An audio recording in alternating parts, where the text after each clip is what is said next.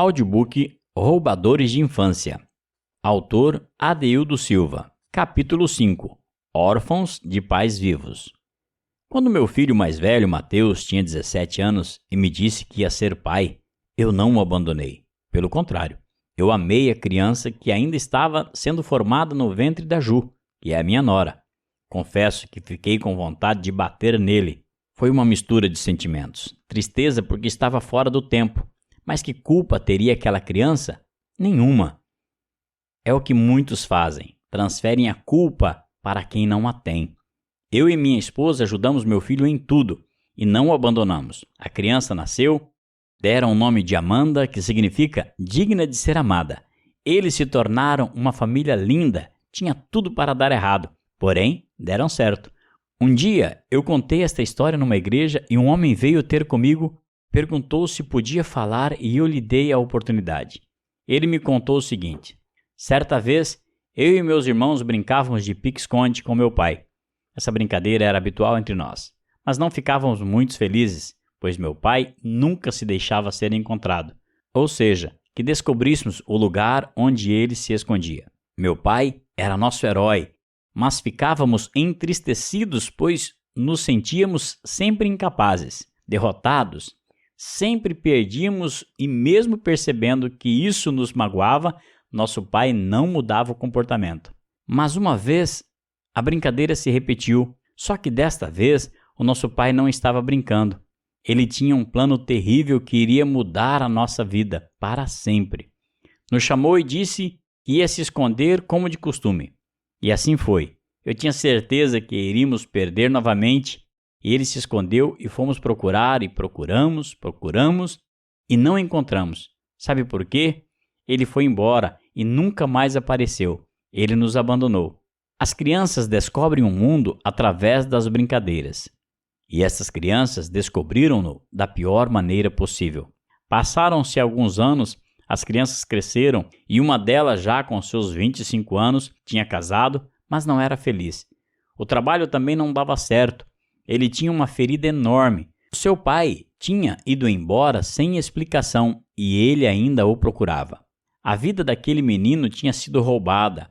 Ele não conseguia prosperar na vida porque o objetivo dele era encontrar o pai, mas ele nunca mais o encontrou. Ele sentia-se roubado e perdido porque o pai, que supostamente seria o seu herói e protetor, um dia, numa brincadeira de pique-esconde, o abandonou. Nesse caso, o próprio pai foi o roubador da infância. Os filhos espelham-se nos pais, e talvez você não saiba, mas os rapazes são mais chegados à mãe e as meninas ao pai. Uma vez que eu fui ao Brasil e deparei-me com uma situação terrível. No fim de um culto, ao sair da igreja, vi uma criança na rua correndo e pediram-me para orar por ela. Era uma menina de 6 anos de idade. Corria na rua e chorava havia já 24 horas, pois ela tinha assistido ao assassinato de sua mãe. O pai dela esfaqueou e matou a mãe na sua frente. Esse acontecimento gerou uma tristeza e um trauma tão grande que ela começou a chorar e não parou mais. O pai dela era o seu herói, mas ele matou a mãe, roubando tudo que ela tinha. Ela era inocente, mas ficou com a imagem de um pai assassino. Ela não conseguia ficar dentro de casa, corria na rua gritando a sua dor na alma. Então, eu pedi aos tios que a fossem buscar à rua e a trouxessem para a igreja. A menina chorava desesperadamente. Eu pedi a todos que saíssem e fiquei a sós com ela. Naquele momento, eu gritei: "Diabo, solta!" Instantaneamente, a menina parou de chorar. Eu a abracei, ela se acalmou e em seguida a entreguei sarada para o tio. Talvez você não acredite, mas no desespero da alma de uma criança, só Jesus pode salvar. Porque Jesus entende, Ele sabe, Ele é Pai. Em Lucas 8,40 conta a história da mulher do fluxo de sangue. Uma mulher que padecia de um fluxo de sangue havia 12 anos e tinha gasto com os médicos todos os seus bens, sem que nenhum a pudessem curar. 12 anos de tormento, dia e noite, não tinha paz. Todos os dias dormia e acordava e lá estava aquele flagelo. Ela estava irreconhecível, o vigor já havia acabado, O olhar já se encontrava sem alegrias, as roupas já estragadas e sujas, e a sua esperança se limitava apenas à cidade das excluídas, completamente desintegrada da sociedade da qual um dia ela fez parte. Já havia procurado todos os recursos e, sem sucesso, gasto tudo com os melhores médicos e nada resolvido. E para piorar, chegou a notícia que sua filha estava prestes a morrer. Ela, ouvindo que Jesus estava passando perto, pensou: se eu somente tocar em sua veste, eu ficarei curada.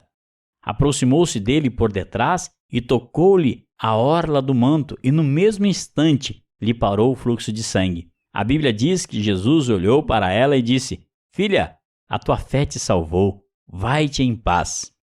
Qual o desespero daquela mulher? A filha dela, de 12 anos, estava morrendo. Essa história você vai encontrar no meu livro O Reencontro de Jairo, 12 anos depois. A filha dela, que também era filha de Jairo, estava morrendo.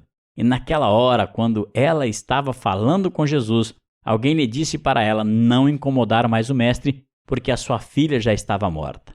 Aquela enfermidade roubou-lhe a infância da filha. Ela passou esse tempo todo afastada da menina, pois, por causa do fluxo de sangue, não lhe era permitido estar no arraial. Quando lhe disseram que a filha estava morrendo, ela pensou que se tocasse na orla das vestes de Jesus, seria curada e poderia ver a filha. O pai, Jairo, estava no auge do ministério do sucesso. Porém, a sua filha estava morrendo. Quantos pais não põem tudo na frente da família, o ministério, o trabalho, a fama e a família morrendo?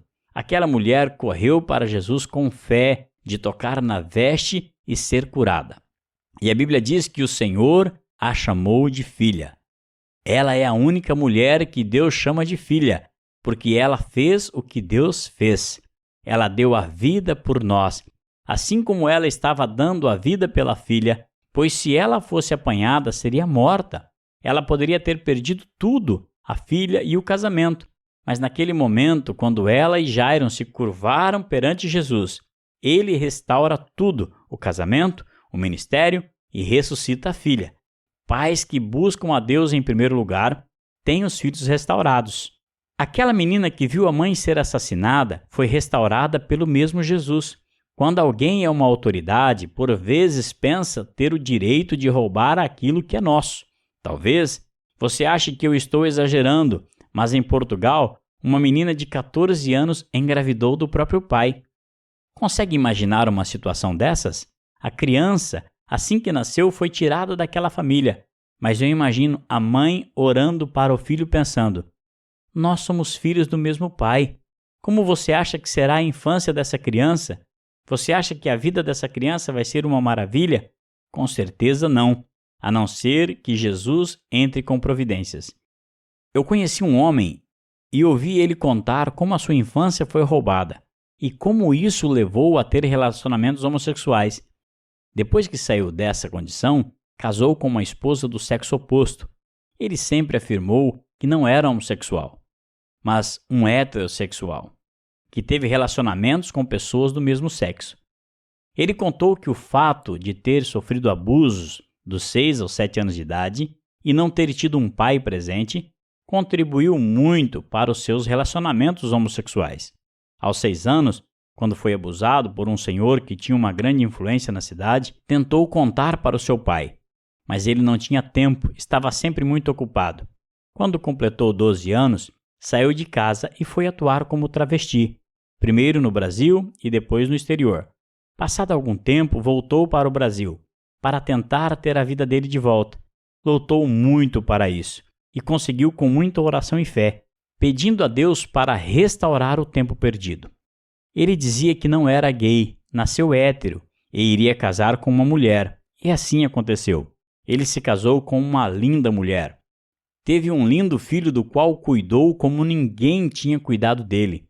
Mesmo não tendo cuidado dos pais e a sua infância tendo sido roubada, ele conseguiu fazer o contrário com seu filho, dando todo o amor e carinho. A vida tinha o levado para um caminho de tristeza, angústia e sofrimento, porém, ele deu a volta por cima. A pior doença não é aquela que mata a carne, e sim a que deixa a alma dilacerada, pois as pessoas ficam vivas por fora e mortas por dentro a vida toda. No caso deste senhor, ele conseguiu dar a volta por cima e ser restaurado. Porém, nem todos tiveram a mesma força e coragem, e muitos preferiram tirar a própria vida. A Bíblia diz: posso todas as coisas em Cristo que me fortalece. Filipenses 4,13. Se você não tem força, busque a Cristo e Ele te fortalece.